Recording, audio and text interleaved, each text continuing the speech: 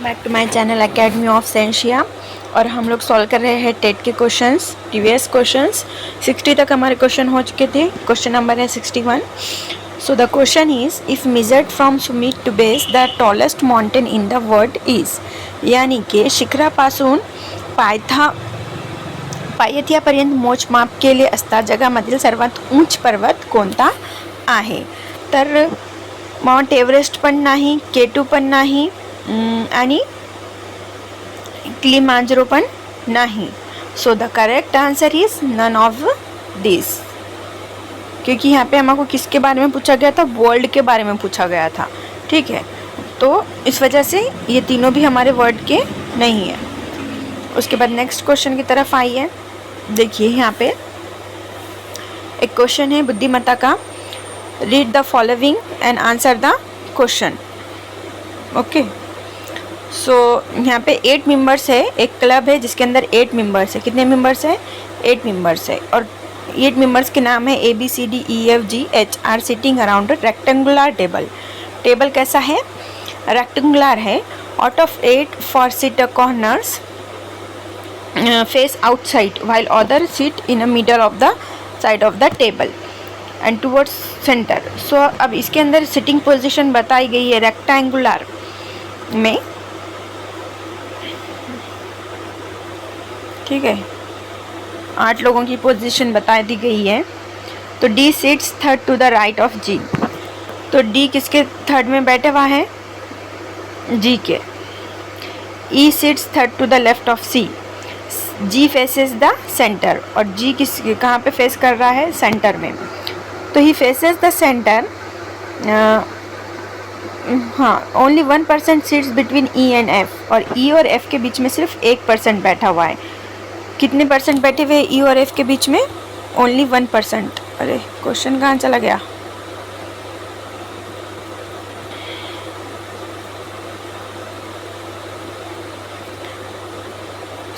Sorry, question थोड़ा सा miss हो गया। 71 कौन सा क्वेश्चन था हमारा? 62। ठीक है, आइए, यही क्वेश्चन था क्या? राइट। तो E और F का रुख मरकज़ की तरफ है, G के बाएं तरफ बैठा हुआ है। तो D sits third to the right of G, E sits third to the left of C। तो देखो यहाँ पे लिख लीजिए पहले, D sits third to the right of G। तो हमारा राइट साइड यानी कि G, और D कहाँ पे बैठा हुआ है? थर्ड पोजीशन पे, यानी कि ये एक छोड़ो, ये 2 छोड़ो, ये यहाँ पे बैठेगा हमारा D। उसके बाद देखो E sits third to the left of C। अब C भी कहाँ पे है? लेफ्ट में है। और फिर से 2 पोजीशन छोड़ो और E को बिठा दो यहाँ पे। G faces the centre. अब ये G जो है ये कहाँ पे है? सेंटर में है। ठीक है, फिर सेंटर की तरफ देख रहा है। Only 1% seat between E and F। तो E, अब E के बाद कौन है? F। तो E के बाद F आ रहा, तो ये इसके बीच में भी 1% बैठा हुआ है। H faces the centre. उसके बाद जो H है उन्हें भी क्या कर रहा है? सेंटर में ही देख रहा है, यानी कि यहाँ G है तो यहाँ पे H है समझो। तो A is not an immediate neighbour of F, और A F के पास नहीं है। C does not sit in the middle of the sides, और साइड में C भी बैठा हुआ नहीं है। A and B are sitting diagonally opposite to each other. तो A और B एक दूसरे के क्या है? अपोजिट बैठे हुए। तो देखो यहाँ पे अगर G है सेंटर में और इन्हें भी सेंटर में देख रहा, C क्या है? साइड के कॉर्नर पे नहीं बैठा हुआ है। ठीक है, तो इस तरह से बनेगा। ये यहाँ G आएगा, यहाँ पे H आएगा। ठीक है, उसके बाद ये D आएगा। D के बाद कौन है? E है। E के बाद यहाँ पे कोई तो भी बैठे हुआ है। तो अब उसने क्या बोला था कि E और F के बीच में कोई है। कौन है ये बताया नहीं था। तो अब देखो हमारे पास E आ गया, F आ गया, D आ गया, G आ गया, H आया। बचा कौन? सिर्फ ABCDEFG में से सिर्फ AB बचा। तो AB बचा, तो इसका मतलब यहाँ पे है A। यहाँ पे कौन है? E और F के बीच में A है। और इन्हें क्या बोला कि भाई A and B are sitting diagonally opposite to each other. तो E और F के बीच में अगर A है तो इसके अपोजिट में कौन होगा? B होगा। ओके, सो अब देखिए आते हैं आंसर की तरफ। हम आंसर बताया गया है डी। क्वेश्चन अब आगे का पढ़ते हैं। 4 of the following 5 are alike in a certain way and so form a group. Which one of the following does not belong to that group? तो अब ये सारे ग्रुप्स में कौन नहीं प्रेजेंट था वो पूछा गया है, ठीक है।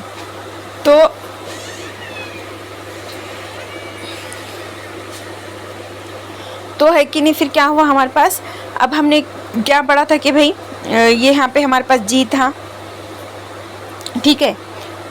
जी के बाद हमारे पास यहाँ पे सी बिठाए थे हमने, यहाँ ई बिठाए थे, यहाँ पे एफ बिठाए थे, यहाँ पे ए बिठाए थे और यहाँ पे एच बिठाए थे। तो ये सारे ग्रुप में कौन नहीं बैठा था, सिर्फ डी नहीं बैठा था। कौन नहीं बैठा था, सिर्फ डी नहीं बैठा था। इस वजह से हमारा जो करेक्ट आंसर है वो कौन सा है, डी नहीं है। फॉलोइंग ग्रुप में कौन नहीं था, डी प्रेजेंट नहीं था। तो बहुत ही आसान क्वेश्चन था, बस थोड़ा सा घुमाया गया था उसमें। उसके बाद क्वेश्चन है हमारा 63, choose the word which is must similar in meaning to the given word. Contemporary, contemporary का जो सिमिलर मीनिंग निकलता है वो निकलता है मॉडर्न। क्या निकलता है, मॉडर्न, ठीक है। सिमिलर मीनिंग क्या है, मॉडर्न है।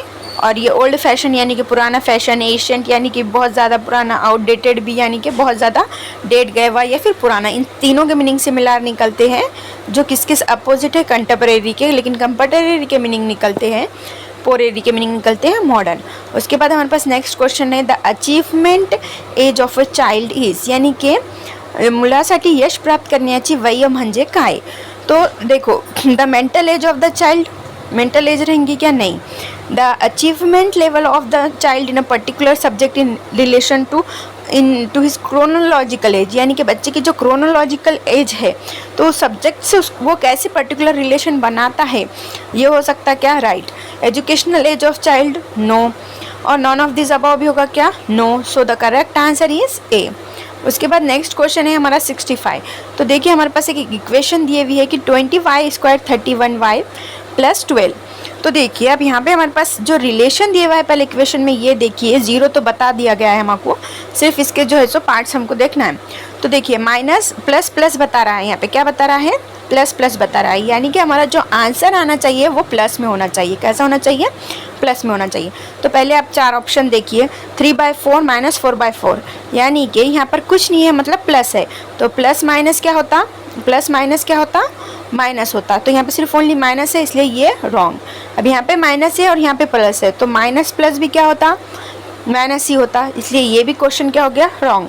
-15 -16, ये क्वेश्चन कैसा है हमारे पास कि माइनस माइनस प्लस तो होता, लेकिन इसका कैलकुलेशन थोड़ा रॉन्ग है। वो कैसा रॉन्ग है ये मैं आपको बताती हूँ, तो ये भी रॉन्ग। अब हमारा जो करेक्ट आंसर है वो है डी। कौन सा है, डी। अब ये डी कैसा है करेक्ट, ये बताती हूँ। पहले आपको माइनस प्लस तो समझ आ गया होगा। अब देखिए डी आंसर कैसा करेक्ट है, देखिए 20y² + 31y + 12 = 0। तो आप यहाँ पे देखिए 4 पंजे क्या होता है, 20, 4 5 20, तो यहाँ पे आ गया आपके 20, 3 4 12, यहाँ पे मिल गया आपको 12, ठीक है। उसके बाद आप क्या करेंगे, क्रॉस मल्टीप्लिकेशन, फिर ठीक है। 12 प्लस क्या कीजिए आप, अब इसका जो मल्टीप्लिकेशन है नीचे वाले का और ऊपर वाले का, उसको प्लस करके देखिए आप। 12 + 20, तो 2 का 2, 3 का 3, 32, 4 चौक 16, 16, 12, 8, 28, 31 के करीब आना चाहिए, 32 बता रहा है। तो इस तरह से ये आंसर क्या है, करेक्ट होगा हमारा, ओके। उसके बाद आइए नेक्स्ट क्वेश्चन की तरफ। देखिए इसमें बताया गया है, which one of the following represent the sum of the first even numbers. Question ध्यान से पढ़िए, रिप्रेजेंटेशन पूछ रहा है सिर्फ, यानी कि रिप्रेजेंट कैसा है, कोई सोल्यूशन नहीं पूछ रहा है, सिर्फ रिप्रेजेंटेशन पूछ रहा है। कै का, एन इवन नंबर का। कैसा नंबर होना चाहिए, एन इवन नंबर का रिप्रेजेंटेशन, और वो भी किस कंडीशन में, सम के। सम की कंडीशन मतलब प्लस की कंडीशन, सम की कंडीशन मतलब प्लस की कंडीशन। तो अब आइए आप देखिए, सम बता रहा है यहाँ पे, तो यहाँ पे माइनस है इसलिए रॉन्ग। यहाँ पर भी कहाँ है, ये भी माइनस है इसलिए ये भी रॉन्ग। अब हमारे पास सम के कितने बचे, ये 2 बचे। तो n + 1 और n² + 1, तो ये स्क्वायर बता रहा है। क्या बता रहा है, स्क्वायर बता रहा है, स्क्वायर का रिप्रेजेंटेशन बता रहा है, इसलिए ये भी रॉन्ग। और सिर्फ एक ऑप्शन है जो हमको सम बता रहा है इवन नंबर का, वो है second one, n × n + 1। So the answer, correct answer is B. उसके बाद हमारे पास नेक्स्ट क्वेश्चन है, निर्देश खालील अक्षरे संख्याचे व्यवस्थित से निरीक्षण करा आणि खालील प्रश्नांचे उत्तर दिया। यानी कि हमारे पास क्या है कि यहाँ पे एक नंबर्स की लाइन दे दी गई है ABCDEFG, उसके अंदर कुछ मैथमेटिकल न्यूमेरिकल नंबर्स भी ऐड है। तो अब इसको उन्होंने क्या करो बोल रहे हैं, it is a possible to make a meaningful word with the 9th, the 16th, the 24th and the 28th letters from the left in the above given series. Which of the following will be the first letter of that word? If no such word can be made, give X as the answer. If more than one such word can be made, give M as the answer. यानी कि क्या कहा गया है, sorry बीच में phone आ चुका है, हमें थोड़ा फ्लाइट मोड पे डालना पड़ेगा फ़ोन। वेयर इज़ द आपला फ्लाइट मोड कुठे आहे, फ्लाइट मोड, चलिए आइए फिर कंटिन्यू करते हैं। तब पूछा क्या गया है, if it is a possible to make a meaningful word बना 9th, the 16th and the 24th। तो इसमें से 9th देखिए 1 2 3 4 5 6 7 8, डी को ले लीजिए। उसके बाद 16 बोला उन्होंने, तो 1 2 3 इसमें का 16 वर्ड लीजिए, 1 2 3 4 5 1 2 3 4 5 6 7 8 9 10 11 12 13 14 15 16 जे आ रहा है। उसके बाद 24th वर्ड लीजिए, तो 16 कहाँ तक आया था ये, 17 18 19 20 21 22 एल ले लीजिए। So which of the following will be the first letter of that. तो अब इसमें से कोई वर्ड बन रहा है या फिर एक से ज़्यादा वर्ड बन रहे हैं, तो क्या करिए आप एम आंसर दे दीजिए, और अगर नहीं बन रहा है तो एक्स आंसर दे दीजिए। सिर्फ इनके जो वर्ड्स बोला गया है उन्हें, यानी 16वां वर्ड ढूंढिए, 24वां वर्ड निकालिए, 8वां भी यानी कि एस वाला भी वर्ड लीजिए और वर्ड्स बनाइए। तो अब हमारे पास आंसर है एक्स, यानी कि जो हमने वर्ड्स इसमें से निकाले थे उसे जोड़कर कोई भी वर्ड नहीं बन रहा है, कोई भी वर्ड नहीं बन रहा है, इसलिए हमारा जो आंसर है एक्स। क्योंकि उसने क्या बोला था कि अगर वर्ड नहीं बन रहा है तो आंसर एक्स दो, और अगर बन रहा है तो एम दो। तो एम तो क्या हो गया, रॉन्ग हो गया, क्योंकि वर्ड तो बन ही नहीं रहा है। उसके बाद हमारा 68वां क्वेश्चन की तरफ आइए। क्वेश्चन पूछा गया है, which number is in all the geometrical figures. यानी कि हमारे पास जितने ज्योमेट्रिकल फिगर है उसमें क्या करो आप, एक वर्ड ऐसा ढूंढो जो सारे ज्योमेट्रिकल फिगर में हो। ठीक है, तो अब आप यहाँ पे क्या कीजिए कि भाई है कि नहीं, एक वर्ड देखिए जो सारे फिगर्स में हो। तो देखिए 5 है, ट्रायंगल में है, रेक्टेंगुलर में है, लेकिन किस में नहीं है, सर्कल में नहीं है। 2 और 6, 2 किस में नहीं है, ट्रायंगल में एब्सेंट है, इसलिए ये भी नहीं हो सकता। 6 सर्कल में प्रेजेंट नहीं है, इसलिए ये भी नहीं हो सकता। 7 ट्रायंगल में है लेकिन सर्कल में नहीं है, और क्या में नहीं है, रेक्टेंगुलर में नहीं है, इसलिए 7 भी नहीं हो सकता। 6 कैंसिल हो गया, 2 कैंसिल हो गया, 7 कैंसिल हो गया। 8 सर्कल में है लेकिन रेक्टेंगुलर में नहीं है, इसलिए 8 भी कैंसिल हो गया। 3 और क्या है अपने पास, 2 ट्रायंगल में प्रेजेंट नहीं है, 1 ट्रायंगल में प्रेजेंट है, सर्कल में प्रेजेंट नहीं है, तो ये सारे 7 भी कैंसिल हो गया। अब हमारे पास बचा क्या, 3 और 4 बचा, सिर्फ क्या बचा, 3 और 4 बचा। तो ऑल द ज्योमेट्रिकल फिगर्स बताया गया है, तो 3 भी क्या में नहीं है, प्रेजेंट, रेक्टेंगुलर में प्रेजेंट नहीं है। तो ये जो 4 प्रेजेंट है इसको गौर से देखिए आप, जो 4 प्रेजेंट है वो सर्कल में भी दिखाई देगा आपको। यहाँ पे देखिए ये जो गोल सर्कल है इसमें भी 4 आ रहा है। उसके बाद जो है सो ये जो ट्रायंगल बनाया गया है इसमें भी 4 आ रहा है। उसके बाद ये जो रेक्टेंगुलर है इसके अंदर भी 4 प्रेजेंट है, इस वजह से हमारा जो आंसर है ये है कि क्या, 4। अब से ये क्वेश्चन की तरफ आइए, 69 की तरफ। डायरेक्शन दिया हुआ है, उसके स्टेटमेंट दिए हुए हैं, हमको पता करना है कि फोर्थ सेंटेंस कौन सा है। ठीक है, तो क्या है, अब यहाँ पे बताया गया कि एक workman hired the boys shorts, यानी कि एक लेबर काम कर रहा था, वर्कमैन काम कर रहा था, उसने बच्चे के चिल्लाने की आवाज़ सुनी। ही शॉर्टेड फॉर हेल्प, बच्चा मदद के लिए चिल्ला रहा था। Second sentence, the body was droning, और वो बॉय वॉज ड्रोनिंग यानी कि वो पानी में डूब रहा था। He plunged into the river, so the risked his own life and saved the boy. तो बच्चे ने क्या, तो मैन ने क्या किया, बच्चे को बचा लिया। तो आप मुझे बताइए कि स्टोरी बन रही है कि बच्चा क्या करेगा, पहले डूबेगा तो चिल्लाएगा, डूबेगा तो क्या करेगा, चिल्लाएगा। पहले से चिल्लाना चालू करेगा क्या, नहीं। तो फर्स्ट वन पे कौन आ जाएगा कि बच्चा डूब रहा था, यानी कि द बॉय वाज ड्रोनिंग। फिर उसकी चीखें किसने सुनी, एक मजदूर ने सुनी, तो पी क्या हो जाएगा, सेकंड हो जाएगा। ठीक है, आर फर्स्ट हो जाएगा, आर फर्स्ट हो जाएगा, उसके बाद पी आ जाएगा। उसके बाद क्या होगा, नहीं, बच्चा डूब रहा था, बच्चा डूबने के बाद क्या हुआ, वो चिल्लाना चालू करा, बच्चे ने क्या किया, चीखना चालू किया। तो R is first, R is a first, Q is a second, मजदूर ने चीखें सुनी, पी इज़ अ थर्ड, और वो दरिया में कूद गया। कौन दरिया में कूद गया, मजदूर दरिया में कूदा। किस, क्यों, क्योंकि बच्चे को बचाने के लिए। तो एस इज़ अ फोर्थ, इसने क्या पूछा, हमको फोर्थ सेंटेंस बताओ। तो हमारे पास जो आंसर है वो है फोर्थ वन, एस है। क्या है, एस है। नेक्स्ट वन हमारा क्वेश्चन है कि यहाँ पे हमको सिर्फ क्या करना है, हमारे पास ये रिप्रेजेंटेशन चेंज करके क्वेश्चन इक्वेशन सॉल्व करनी है। इक्वेशन क्या है, देखिए 9 - 3, यहाँ पे क्या बोला, इफ़ प्लस मीन्स इनटू, यानी कि प्लस का मतलब होता है इनटू, माइनस का मतलब होता है प्लस, इनटू का मतलब होता है डिवीजन, और डिवीजन का मतलब होता है माइनस। ओके, यानी कि हमको ये जो नेक्स्ट जो फिगर बताई गई है इसके हिसाब से फॉलो करना है। अब देखिए 9 माइनस बोला तो माइनस का मतलब क्या है, प्लस, तो 9 + 3 कर देंगे। हाँ, उसके बाद क्या गया है, प्लस है, प्लस का यहाँ पे ढूंढिए आप क्या है, माइनस बताया गया है, प्लस का क्या बताया गया है, नहीं, प्लस मीन्स क्या बताया गया है, इफ प्लस मीन्स इनटू, तो यहाँ पे इनटू लिखेंगे और क्या है 2 लिखेंगे। अब देखिए division means, if plus means into, minus means plus, into means division, division means minus. तो डिवीजन बताया गया है यहाँ, यानी कि यहाँ पे क्या है, हमको माइनस लिख के 16 लिखना है। क्या लिखना है, 16 लिखना है। 16 लिखने के बाद हमको इनटू का मतलब क्या है, हमारे पास डिवीजन है, तो डिवीजन लिखना है, और 2 का 2 लिखना है। तो अब देखिए डिवाइड कीजिए, 2 8 जा क्या होता है, 6 होता है, से 8 - 2 क्या होता है, 6 होता है, 6 3 जा क्या होता है, 12 होता है, 12 + 9 क्या होता है, देखना है 10 11। तो इस तरह से हमको ये क्वेश्चन सॉल्व करना है। तो हमारे पास आंसर आता है 7। ठीक है, सिर्फ इसके हमको क्या करना है, 9 माइनस की जगह प्लस डालना है, प्लस की जगह इनटू डालना है, डिवीजन की जगह माइनस डालना है। तो आंसर आ जाएगा हमारा 7। अच्छे से एक बार सॉल्व कीजिए।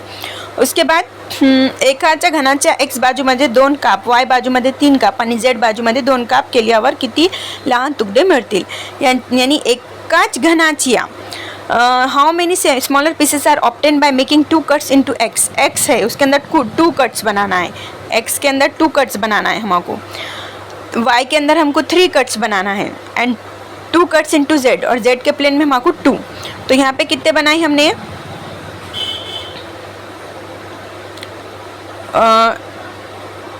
2 बनाए। यहाँ पे कितने बनाए, 3 बनाए। Pieces of make 2 cuts into x, 3 cut into y, और y प्लेन में 3 cuts in y and 2 cuts in z, और यहाँ पे 2, यानी कि 2 2 2 3 कितने हुए, 2 2 2। अब इन्हें क्या बोला कि भाई इतने कट्स बनाने के बाद क्या करो आप, प्लेन में 2 कट्स कितने छोटे टुकड़े हासिल होते हैं, कितने, तो z plane on the same cube बोला गया है। क्या बोला गया है, क्यूब बोला गया है। तो 2 का क्या होगा आपका, 1 का 1, 2 का 8, 8 और 8 16, और 1 2 का 4 3 का 9, 27 और 16 कितने हो रहे हैं, 6 6 12 13 43। तो देखिए सबके क्यूब अगर हम ले ले तो 43 हो रहे हैं। कितने हो रहे हैं, 43 हो रहे हैं, और 2 + 2 कितने हो रहे हैं, 2 + 2 कितने हो रहे हैं, 4 5 6 7। तो देखिए जितने कट्स थे उनका सीधा सीधे साधारण तरीके से पहले क्यूब निकाल लेना है। 2 कट्स थे हमारे पास, 2 का क्यूब है हमारे पास कितना, 8, फिर 2 कट्स थे उसका भी क्यूब 8, फिर 3 कट्स थे उसका क्यूब है 27। इन सब का हमारे पास जो है सो प्लस कर देंगे हम, तो 43 आता है। ठीक है, पहले हमने किसका प्लस करे, क्यूब का प्लस करे, उसके बाद इनका प्लस करना है। 2 + 2 इज 4, 4 + 3 इज 7, 43 + 7 कितने होते हैं, 50 होते हैं। आंसर देखिए, आंसर तो 36 बता रहा है, तो फिर हमको उसको क्या करना पड़ेगा, माइनस करना पड़ेगा। तो हमारे पास आंसर 36 आ जाएगा। पुढील जोड शब्द पुन्हा करा। जीव म्हणजे काय, जीव म्हणजे नहीं, जीव म्हणजे काय नहीं, जोड़ शब्द पूर्ण करना है तो इसको बोलते हैं हम जीव जंतु बोलते हैं। क्या बोलते हैं? जीव जंतु। तो करते करते हम 72 पे आ चुके हैं। ये क्वेश्चन आप फिर से सॉल्व कीजिए एक बार। क्या बोला गया है कि select the correct alternative from the given choices. How many smaller pieces obtain by making 2 cuts into explain. 2 cut, 2 3 2 2 3 6 2 12 43 minus 7 करे तो 13 में से 7 गए तो